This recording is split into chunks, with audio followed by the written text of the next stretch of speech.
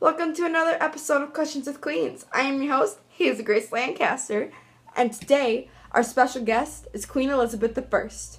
We are going to discuss her feelings on women's rights as they relate to the recent outbreak of the Zika virus. For those of you who don't know much about Queen Elizabeth I, she was very involved in the church and had to fight discrimination against her gender during her reign. We are going to brush up on the laws of abortion in the Americas, along with the minimal use of contraceptives. Other topics include changing laws to stop the effects of the virus, and the Queen's own opinion on a situation. Let us meet the Queen herself now. Hello, Queen Elizabeth I. It is an honor to have you here today. It is a pleasure to be here. How do you feel about the laws on abortion in the area where the Zika virus is most prominent? I do know that in one of the countries, El Salvador, abortion is illegal no matter what the circumstances. Some women do not have a choice whether they become pregnant or not. I feel these laws discriminate against the rights of women who are affected by this disease. Those women should have a choice because women are no less than men. We are just as strong and as intelligent as they are. These laws in Central and South America need to be changed in favor of these women. However, on my religious side of things, I would have to agree with the present laws. Women may not have abortion rights in the region of the Zika virus, but they keep reproducing and may possibly give birth to a baby exhibiting the effects of the Zika virus.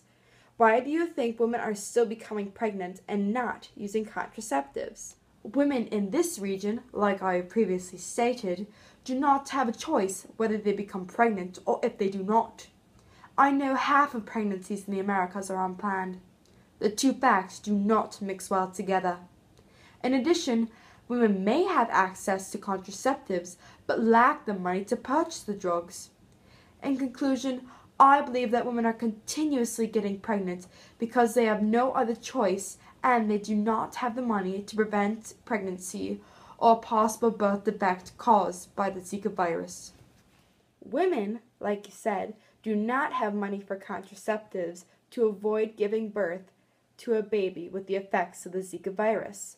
Why do you think countries are not legalizing abortion to potentially stop the effects of the Zika virus in babies?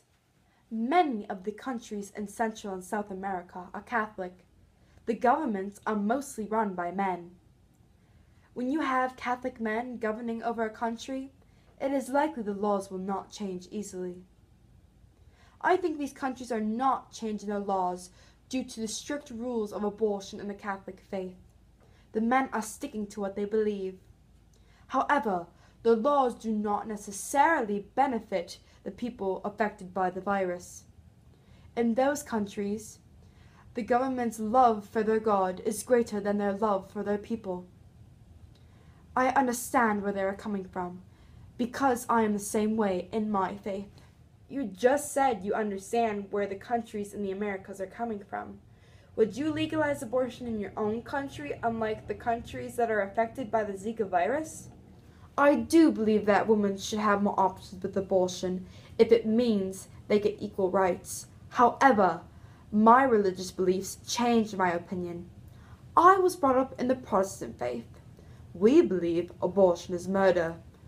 I think legalizing abortion in the area of the Zika virus would give women more freedom with what they want to do.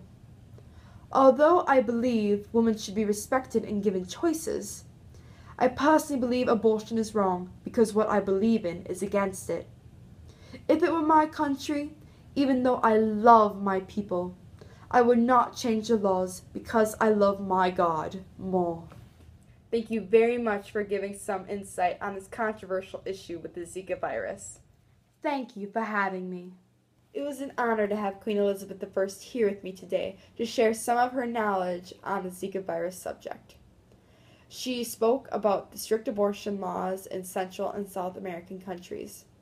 Not only did she provide in-depth information on the abortion laws, the Queen gave a powerful answer to the insignificant use of contraceptives in the region. Elizabeth gave her opinion about the governments in the Americas not changing their laws to possibly postpone the effects the Zika virus has on babies. In addition to her impactful answers on the previous questions, the former queen voiced her own opinion on abortion with pregnant women affected by the virus. Altogether, she gave us clear answers to shed some light on the issue with women and the Zika virus. Thanks for watching another episode of Questions with Queens.